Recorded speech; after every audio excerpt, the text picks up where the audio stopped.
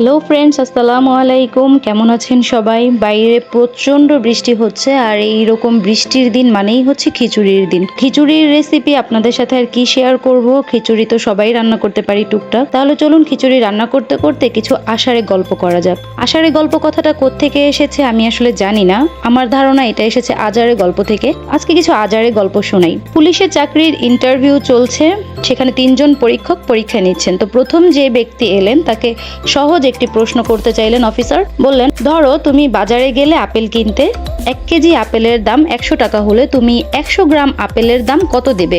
একথা শুনে চাকরি প্রার্থী একটু হাসলেন এবং বললেন, 100 গ্রাম আপেল যদি আমাকে টাকা দিয়ে কিনতে হয় তাহলে স্যার আমি পুলিশের চাকরি কেন করব? অফিসার খুব মজা পেলেন উত্তর শুনে এবং বললেন, যদি তোমার বাবা কিনতে যায় তাহলে? তখন চাকরি প্রার্থী বললেন, আমার বাবার দাঁত নেই, শুধু কলা খেতে পারেন, আপেল দিয়ে তিনি কি করবেন?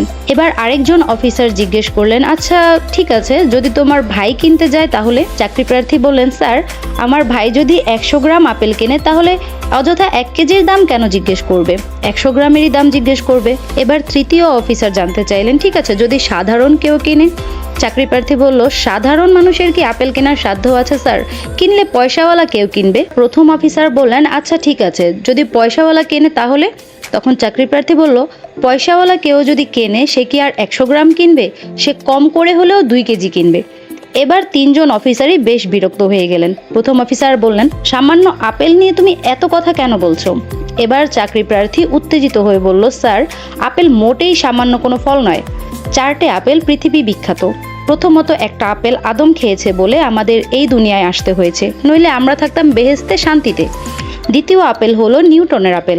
সেদিন নিউটনের মাথায় আপেল না পড়লে এই মহাকর্ষ অভিকর্ষ তত্ত্ব পড়ে ব্রেন নষ্ট করতে হতো না আমাদের। আর তৃতীয় আপেল হলো স্টিভ জবসের কামড়ানো আপেল। আইফোন, আইপ্যাড এইসব যন্ত্রণা ওই আপেলেরই জন্য। চতুর্থ আপেল হলো আজকের আপেল, যা আমার চাকরি হওয়া বা না হওয়ার কারণ। এরপরও কি আপনারা আপেলকে সামান্য ফল বলবেন? 3 জন অফিসার এবার একসাথে বলে উঠল, না না, মোটেও সামান্য নয়, এটা অসামান্য আপেল। তবে তোমার চাকরি পাক্কা, তুমি নিশ্চিন্তে বাড়ি যাও। কি বুঝলেন? সামান্য একটা আপেলকে টেনে হিচড়ে কত দূর পর্যন্ত নিয়ে গেল। এটাই হচ্ছে পুলিশের বুদ্ধি, আর এই জন্যই তারা এত বড় বড় চোর ডাকাত ধরতে পারে।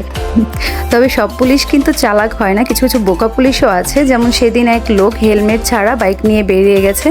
যথারীতি তাকে ট্রাফিক পুলিশ ধরেছে এবং তার কাগজপত্র সবকিছু দেখতে লাগলো। সবকিছু ঠিকঠাক থাকার পরেও ট্রাফিক পুলিশ তাকে বলল, রাস্তার ওই পারের ওই দোকানটাতে গিয়ে 100 টাকা দিয়ে আপনি চলে যান। লোকটা ওই পারের দোকানটাতে গেল, গিয়ে তখন দোকানিকে বলল যে ওই ট্রাফিক পুলিশ আমাকে 500 টাকা দিতে বলেছে। তো দোকানি তখন পুলিশের দিকে তাকালো এবং দূর থেকে পুলিশ তাকে হাত ইশারায় কিছু একটা বোঝালো। দোকানি তখন নিশ্চিত হলো যে হয়তো পুলিশ তাকে টাকা দিতে বলেছে, এই জন্য হাত ইশারায় বলছে। তারপরে সে তাকে 500 টাকা দিল এবং টাকাটা নিয়ে লোকটা সেখান থেকে চলে গেল। একেই বলে বাঙালির বুদ্ধি।